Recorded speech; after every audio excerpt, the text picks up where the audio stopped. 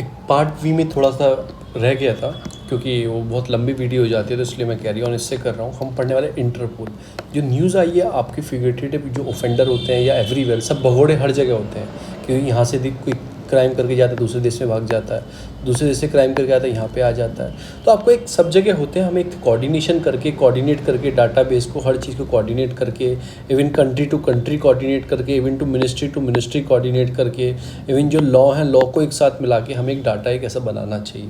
फिर इसमें बात की है इंटरपोल की, जो इंटरनेशनल पुलिस बोलती है, जो नोटिस वो निकालती है, तो उसकी भी इन्होंने बात की है। तो हम पढ़ेंगे इंटरनेशनल पुलिस क्या है, इंटरपोल भी बोलते हैं उसको।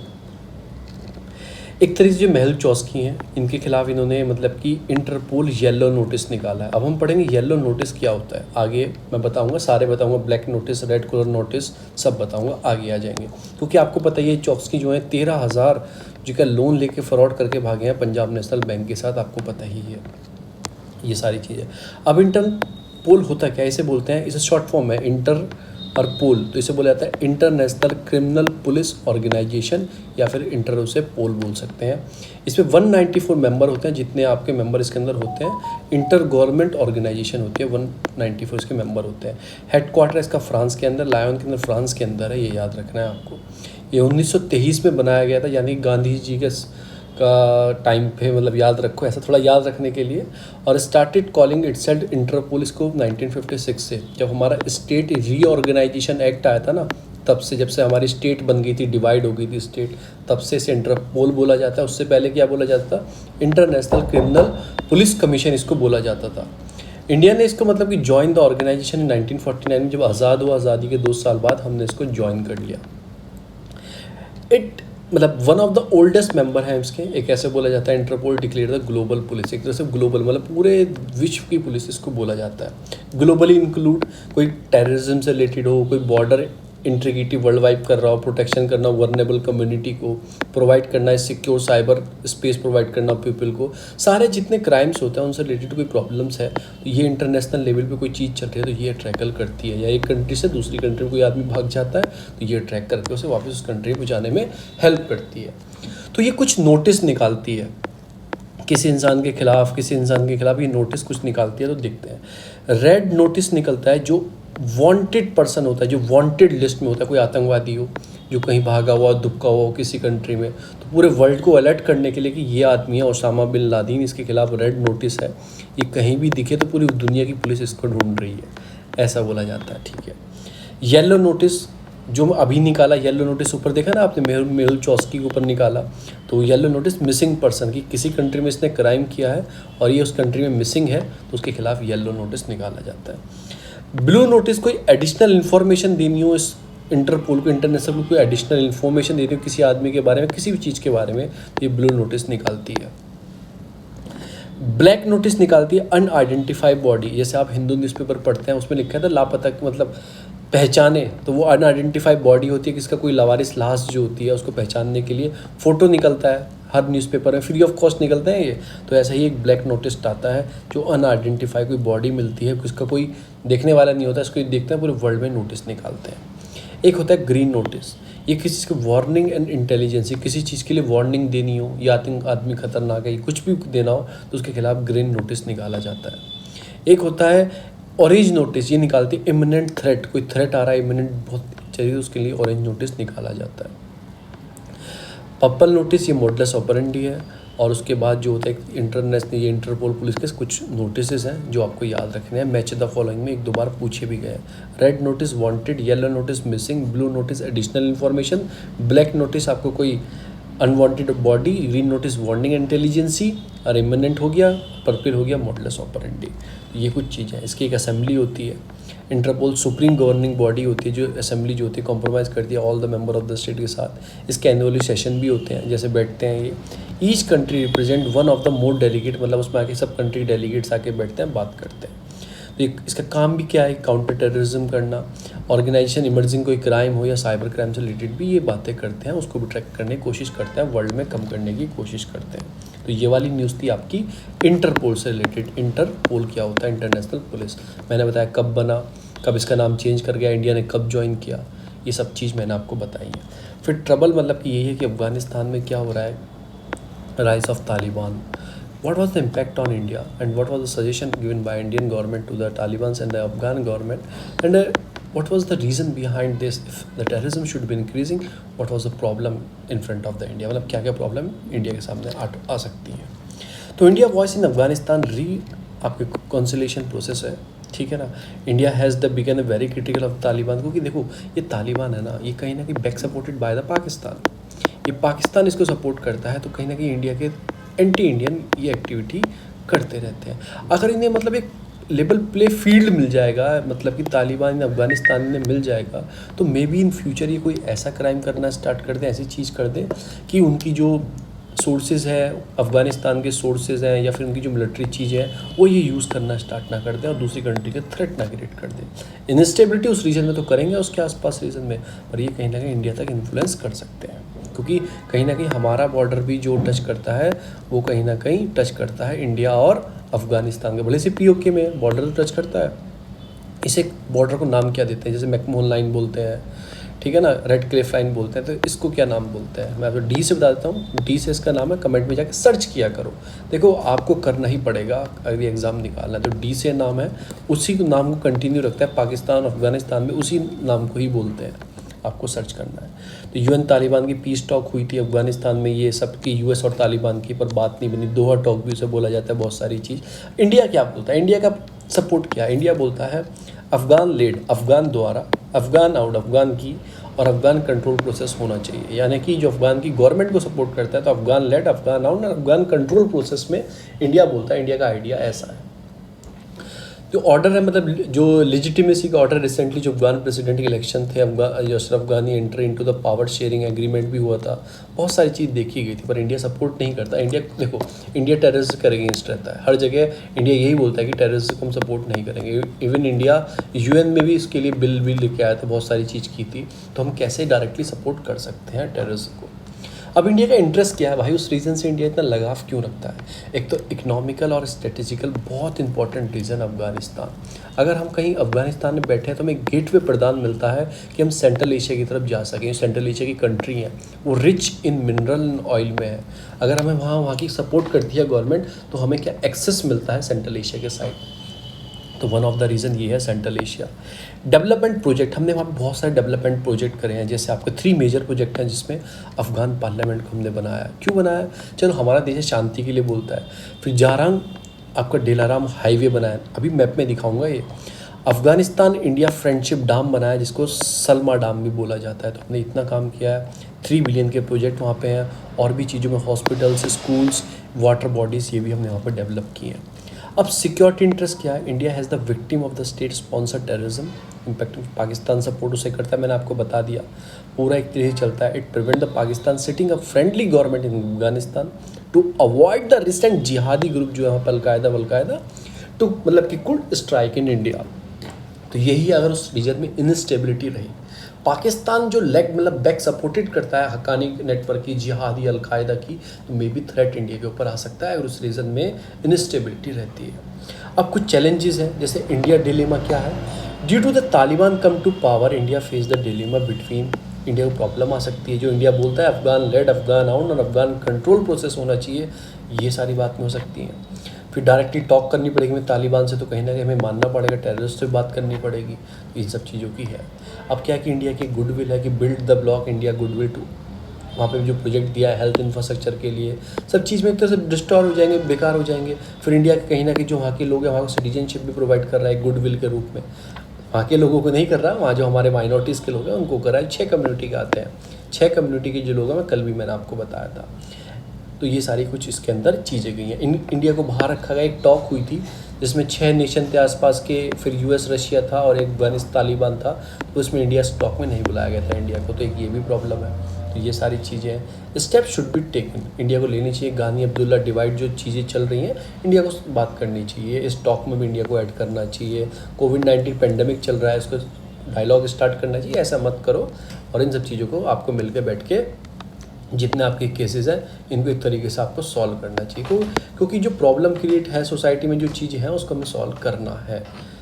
तो यही सारी इसमें चीज़ें बताई गई हैं। सिक्योरिटी के लिए हमारे लिए बहुत इंपॉर्टेंट है, टेररिज्म बढ़ेगा, कहीं ना कहीं इम्पैक्ट इंडिया के ऊपर भी दिखेगा, तो बहुत सारे रीजंस हैं। अब जो मैं आपको बताने वाला हूँ कुछ डेवलपमेंट जो हमने क्या किए हैं, एक तो आपको ज़ारान और दिलाराम ये हाईवे हम डेवलप कर रहे हैं जो आपका छाबार पोर्ट से होकर निकलता है। देखो हमारा क्या प्लानिंग है कि अपने मुंबई या कांडला से हम यहाँ से शिप जाया करेंगे और छाबार पोर्ट पे जाया करेंगे। यहाँ से है ये हम नॉर्थ साउथ कॉरिडोर भी बनाएंगे जो मॉस्को रशिया जाके ख़त्म होगा, और एक हाईवे बनाएंगे जो अफगानिस्तान के साइड जाके ख़त्म होगा और काबुल एरिया के साइड जाके वो ख़त्म होगा। इसे बोला जाएगा जो जरान से स्टार्ट होकर डेलाम प्रोजेक्ट जो बना रहे हैं, तो हमें एक्सेस मिल जाएगा विदाउट मतलब पाकिस्तान को सरपास कर देंगे, उसके बीच में आएंगे नहीं, हम डायरेक्टली एक्सेस पा लेंगे और यहाँ पे अपना कोई बेस बना के यहाँ से एक्सेस पा लेंगे सेंट्रल एशिया के अंदर, जो हमें एनर्जी के लिए इंपॉर्टेंट है। ये हो गया। फिर इंडिया ने क्या किया कि 220 किलोमीटर का मतलब एक लाइन बिछाई है, जो ट्रांसमिशन लाइन होती है, बड़े बड़े एक्सटेंशन टावर होते हैं, वो लगाया, वो बनाया हमने पुल ई कुमारी के अंदर, यहाँ पे हमने लगाई है। फिर सलमा डाम बनाया हमने, ये कहाँ पे बनाया, हैरत, जो आपका हैरत प्रोविंसेस है इसके अंदर हमने ये डाम बनाया। अफगान पार्लियामेंट बनाई है हमने, ये कहाँ पे बनाई है, काबुल के अंदर बनाई है, 4th नंबर पे अफगान गवर्नमेंट हमने बनाई है। और भी बहुत सारे काम किए हैं हमने, जैसे Indira Gandhi institute of child health बनाया है, ये भी सारी चीज़ें हमने डेवलप की हैं। तो आपको इतने सारे हमने काम किए हैं, बहुत सारे हमने चीज़ें की हैं, उन सब चीज़ का हमारे सारा पैसा बेकार ही हो जाएगा अगर ये सब चीज़ में वेस्ट जाएगा। ये पार्लियामेंट है, देखो कितनी सुंदर बनाई है, ये डैम बनाया, ये रोड डेवलप कर रहे हैं, सारा पैसा हमारा बेकार जाएगा। इतने मिलियन इसमें लगाया, इतने मिलियन इसमें लगाया, इतने मिलियन इसमें लगा रहे हैं, तो सारा पैसा बेकार जाएगा और वो आतंकवादियों के पास चला जाएगा। तो एक रीज़न ये आता है। जो लास्ट आती है वो आता है collegium system for the appointment of जज। ये इंडियन एक्सप्रेस की न्यूज़ है। क्या बताया गया है कि सिलेक्शन जो है, जो डिजर्विंग जज है उसको आगे लाना चाहिए डेमोक्रेटिक फ्रीडम के लिए। देखो ईमानदार जज होगा, केस को अच्छे से सुनेगा, केस जल्दी सॉल्व होगा, चीज़ें बढ़ेंगी, तो एक लोगों का जो चीज़ है डेमोक्रेटिक प्रोसेस में लोगों का बिलीव बढ़ेगा। तो वही चीज़ है, इन्होंने ये बताया कि कैसे आपको गवर्नमेंट को करना चाहिए, जो वैकेंसी है उनको फुलफ़िल करना चाहिए और एक ईमानदार आदमी, डिज़र्विंग जो कैंडिडेट है उसको आगे लाना चाहिए। अच्छी बात है, बहुत बढ़िया बात की है, पर करते कैसे हैं हमें उस प्रोसेस को जानना है, वो हमारे लिए इंपॉर्टेंट है। ये तो एथिक्स फिजिक्स मेंस के लिए आप लिख ही दोगे, हाँ डिजर्विंग कैंडिडेट होना चाहिए, ठीक है, अकाउंटेबल होना चाहिए, they have the should ethics and morality होनी चाहिए उसके अंदर, ये सब चीज़ हम लिख सकते हैं। पर करते कैसे हैं, पहले क्या करते हैं, पहले जज होते थे, अपॉइंटमेंट करते थे, ट्रांसफ़र करते थे, कि कौन करता था, judgement of the not by the act of the parliament, क्योंकि पार्लियामेंट के एक्ट से नहीं है, पर by the provision of the constitution. ऐसे कुछ नहीं है, पर हमें कुछ सिस्टम है जो हमने इवॉल्व किया हुआ है। क्या सिस्टम है, एक फर्स्ट जज केस हुआ था, फर्स्ट जज केस 1981 में। उसने डिक्लेयर किया था कि प्राइमेसी ऑफ द जो सुप्रीम कोर्ट के जज होंगे, ठीक है ना, सुप्रीम कोर्ट के चीफ जस्टिस होंगे, उनकी recommendation on the judicial appointment, उनकी रिकमेंडेशन चाहिए होगी, यानी कि 1+ उनकी रिकमेंडेशन चाहिए, किसी का जुडिशियल अपॉइंटमेंट करना है, ट्रांसफ़र करना है, रिफ्यूज़ फॉर कॉन्ग्निजेंट रीज़न, मतलब एक तरह से उनकी ले भी सकते हैं, नहीं भी ले सकते। तो रूलिंग क्या था कि एग्जीक्यूटिव जो थे वो प्राइमरी थे, एक तरह से वो करते आ रहे थे 12 साल उन्होंने, मतलब एग्जीक्यूटिव जैसे जो भी एग्जीक्यूटिव नेता लोग थे वो अपनी तरफ से रूलिंग करते थे, किसी की कुछ नहीं सुनी जाती थी, फर्स्ट जज केस तक 1981 में, पर 12 साल बीते। सेकेंड जज केस आया 1993 में। तो पहले एग्जीक्यूटिव प्राइमरी रोल निभा रहे थे, फर्स्ट जज केस 1981 से लेके 12 साल तक। और हमारी डेफिनेशन क्या है कि जुडिशरी, लेजिस्लेटिव और एग्जीक्यूटिव, ये 3 पिलर हैं हमारी डेमोक्रेसी के, और ये कहीं ना कहीं सब में इंडिपेंडेंट रहने चाहिए। भले से जो एग्जीक्यूटिव होते हैं वो लेजिस्लेटिव में बैठते हैं, इनमें एक संभावना होती है दोनों एक हों, पर जुडिशरी प्रॉपरली दोनों से अलग होनी चाहिए, इनका इंटरफेरेंस जुडिशरी के अंदर नहीं होना चाहिए। तो कहीं ना कहीं एग्जीक्यूटिव थे, ये कहीं इन्फ्लुएंस दिखाते जुडिशरी जज बनाने में, तो इसको चेक करने के लिए, क्योंकि हमारा कॉन्स्टिट्यूशन और बेसिक स्ट्रक्चर है कॉन्स्टिट्यूशन का, तो इसको चेक करने के लिए कोलिजियम सिस्टम डेवलप किया गया। उसकी कंसल्टेशन लेनी पड़ेगी, कॉन्करेंट होगी होल्डिंग, इन सब चीज़ों की बात की गई। और इसमें एक चीज़ और रखा गया कि चीफ जस्टिस जो इंडिया होंगे वो खुद का डिसीजन नहीं लेंगे, उनके साथ जो 2 सीनियर मोस्ट जज भी होंगे सुप्रीम कोर्ट के, यानी कि 2+1 का उन्होंने एक फंडा लेके आए, ये लेके आए सेकंड जज केस में। पहले सुप्रीम कोर्ट के जज की सुनते थे, पर वो इतना उनका जो डिसीजन होता था फाइनल नहीं होता था, फाइनल डिसीजन एग्जीक्यूटिव का ही होता था। फिर बाद में क्या हुआ था कि 2+1 का लेके आए, इनका डिसीजन माना जाएगा। फिर थर्ड जज केस 1998 में इसमें और ऐड कर दिया, इसमें क्या ऐड कर दिया कि 4+1 यानी कि 4 सीनियर मोस्ट जज ऑफ सुप्रीम कोर्ट और एक होगा चीफ जस्टिस ऑफ इंडिया। तो इन सबको कोलिज्म के अंदर ऐड कर दिया, यानी कि अब अपॉइंटमेंट करनी हो, ट्रांसफ़र करना हो तो 5 जजों की सहमति होगी और सहमति जाएगी प्रेसिडेंट के पास, वो आगे चीज़ों को करते हैं। कि headed by the chief justice of, head तो करेंगे उस कोलिजियम को चीफ जस्टिस हेड करेंगे। हाई कोर्ट के जो होंगे कोलिजियम होगा उसको led by the chief justice and the 4 high court senior most जज ऑफ द हाई कोर्ट करेंगे। नेम जो रिकमेंडेशन होगा अपॉइंटमेंट करने में, किसी हाई कोर्ट के जज को अपॉइंट करना है, ठीक है, किसी का ट्रांसफ़र करना है, कुछ भी करना है, only after approval by the chief justice of India and the supreme court का कोलिजियम, यानी कि 4+1 का जब अप्रूवल आ जाएगा उसके बाद ही आप अपॉइंटमेंट कर सकते हैं किसी आदमी का हाई कोर्ट के अंदर और उसके अंदर। द जज of the high judiciary appointment only through the collegium system, only एक यही तरीका है जो कोलिजियम वाला तरीका है, यही तरीका है। एंड द गवर्नमेंट है rule only after the name, ये नाम भेजेगा गवर्नमेंट के पास, लॉ मिनिस्ट्री के, लॉ मिनिस्ट्री आगे फॉरवर्ड करेगी प्रेसिडेंट के पास और प्रेसिडेंट अपॉइंट कर देंगे। तो नाम यही भेजेंगे, नाम ये 5 आदमी ही आगे फॉरवर्ड करेंगे। द गवर्नमेंट रूल का क्या होता है, लिमिटेड रूल है। बस गवर्नमेंट क्या करती है, जैसे 5 नाम इनके पास आए गवर्नमेंट के पास, ये 5 नाम में से मतलब नहीं सॉरी 5 आदमी ने एक नाम भेजा कि इसको अपॉइंट करो, इसको बनाओ, तो गवर्नमेंट क्या करती है, इंक्वायरी करती है कि उसका बैकग्राउंड रिपोर्ट तो बेकार नहीं है। ये सब इंक्वायरी करने के बाद गवर्नमेंट क्या वो रिकमेंडेशन भेज देगी, ठीक है ये आदमी अच्छे हैं, और इन्हें प्रेसिडेंट के पास भेजेगी, प्रेसिडेंट क्या करेंगे उसको अपॉइंट कर देंगे। ठीक है, ये सारी चीज़ें जो इंटेलिजेंस ब्यूरो चेक करेगी कोई आदमी बेकार तो नहीं है, सब चीज़ों को चेक करके वो नाम आगे फॉरवर्ड कर देगी। और उसके बाद फिर प्रोसीजर क्या है कि हमारे प्रेसिडेंट साहब आएंगे, वो क्या करेंगे, इंडिया अपॉइंटेड उसे अपॉइंटेड कर देंगे। चीफ जस्टिस बनाना है कुछ भी बनाना। और एक चीज़ हो रही है, जैसे चीफ जस्टिस जो जाने वाला चीफ जस्टिस है जिसका टर्म पूरा होने वाला है, तो वो क्या करता है, अपने टर्म खत्म होने से पहले दूसरे के लिए कोलिज्म बैठा के 4+1 का अपॉइंटमेंट कर देते हैं, पहले ही वो सेंड कर देते हैं। तो ऐसा भी होता है, हिज सक्सेसर जो देखो इसमें आएगा, ये भी एक प्रैक्टिस हमारे इंडिया में चलती आ रही है। और ऐसा देखा गया कि वो जो करते हैं वो सीनियर मोस्ट जो जज होता है, सबसे ज़्यादा उम्र जो लाज का आदमी होता है, वो प्रैक्टिस चलती आ रही है। पर ऐसा कहीं लिखा नहीं है, ऐसा कहीं साइन नहीं है, पर हमारे वो एक प्रैक्टिस 1970 से चलती आ रही है। चलो ये हो गई, तो हो गया चीफ जस्टिस ऑफ इंडिया के लिए ऐसा होता है, जाने वाला पहले अपॉइंटेड कर देता है। सुप्रीम कोर्ट के लिए कि चीफ जस्टिस इंडिया और प्लस 4 सीनियर मोस्ट जज बैठ के बात करेंगे, फिर वो अपनी रिकमेंडेशन भेजेंगे, वो रिकमेंडेशन होने के बाद वो जाएगी नीचे जाएगी, फिर जाके प्रेसिडेंट उसके लॉ मिनिस्ट्री के पास जाएगी, वो इंक्वायरी करेंगे और उसके बाद प्रेसिडेंट के पास फॉरवर्ड कर देंगे और प्रेसिडेंट अपॉइंटेड कर देंगे। चलो ये हो गया आपका जो चीफ जज सुप्रीम कोर्ट के जज बनते हैं। और चीफ जस्टिस का देख लिया। अब चीफ जस्टिस जो हाई कोर्ट के बनेंगे उनका कैसे होगा, as per the policy chief justice from the outside the respective state, जो आउटसाइड द रेस्पेक्टिव स्टेट का होना चाहिए। जैसे हाई कोर्ट यूपी की है, इसमें यूपी का जज नहीं होना चाहिए, किसी बाहर स्टेट का होना चाहिए, पहली बात तो ये।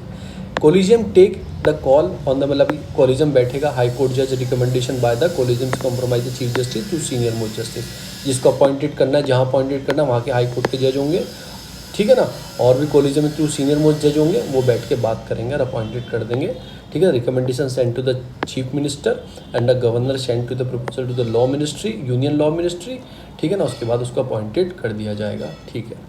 अब क्रिटिसाइज़ क्यों किया गया, एक तो बहुत ट्रांसपेरेंसी नहीं है, बहुत वेक टर्म है, नेपोटिज्म है, कोई चीफ जस्टिस अपने जो जानने वाले अपने का फ़ायदा उठाए, इन सब चीज़ों को उसमें देखा गया।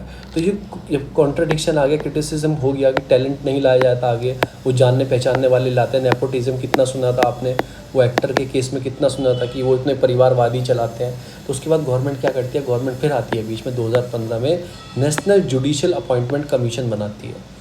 तो कमीशन का कुछ में गवर्नमेंट के मेंबर भी होंगे कमीशन के अंदर जो अपॉइंट करेंगे जजों को, पर सुप्रीम कोर्ट इस पर रोक लगा देती है, बोलती है कि आप जुडिशरी में दखल अंदाजी मत दो, लेजिस्लेटिव और एग्जीक्यूटिव अलग रहो जुडिशरी से। तो गवर्नमेंट इसको ख़त्म कर देती है, क्योंकि इंडिपेंडेंसी जुडिशरी हमारी रहनी चाहिए। अब इसके लिए कुछ कॉन्स्टिट्यूशन प्रोविजंस भी हैं हमारे।